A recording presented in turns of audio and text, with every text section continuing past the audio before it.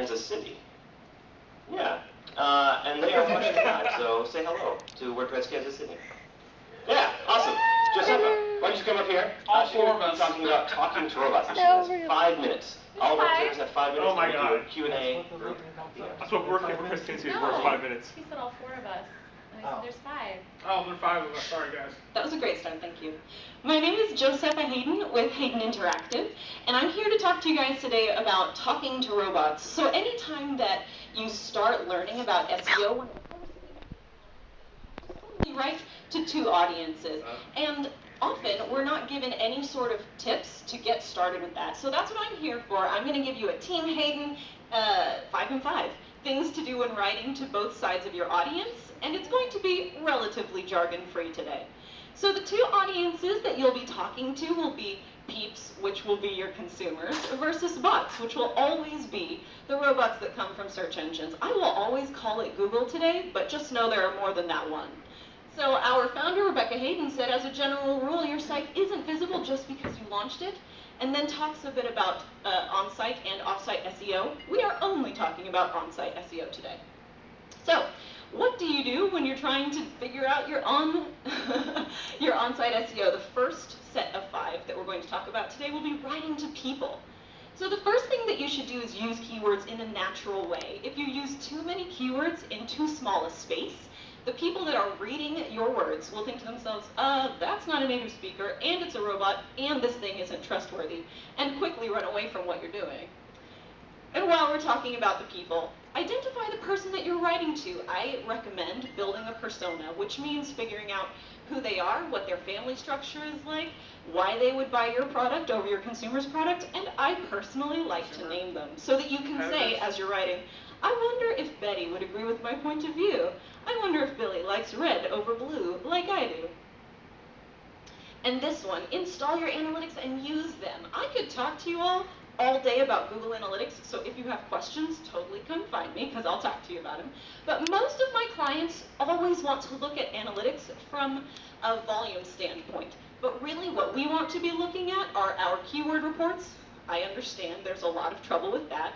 But then also our top content, to make sure that what we're writing is what our users want, and what they want is something that we're definitely knowledgeable about. Also, write at an 8th grade level. So it's anecdotally held that news organizations right now are writing at a 5th grade level, which is fine if you have very short form sort of information that you just want people to read, understand, and go away again. But most of you probably have products that are a little higher touch than that. So make it 8th grade, which is still easy to understand, but definitely long enough that they have to stay and they have to read and they have to know what you're talking about. And then 5, build a content strategy. And part of this is building an editorial calendar that not only has the topic you're talking about, the places that you're writing it, but it also talks about all of the third-party channels that you intend to market that blog post to. It's a lifesaver when you have to work on a time frame. All of a sudden, you don't have to think about the topics that you have today. And the next 5 and 5 that we have is for talking to robots. Use varied keywords. I recommend putting together a list of no less than 50 keywords and the permutations that you can come up with, and just use them generally in a very liberal fashion, because that gives search engines some context for who you are, what you're talking about, and how you fit in your community. Fresh content attracts robots, and I'm going to skip that because you guys obviously know that. Post lots. Inbound and outbound links are important. So links at the moment are a very controversial issue, but that's primarily controversial because of the issue of gaming them.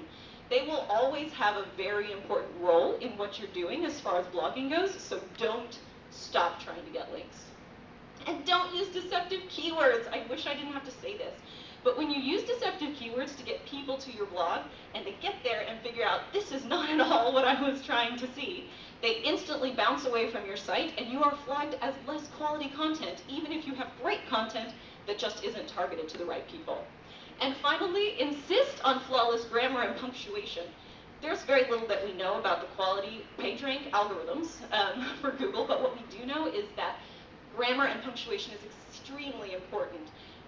you will be flagged as a low-quality site if your punctuation isn't perfect, and if your spelling is bad, and if your grammar is awful.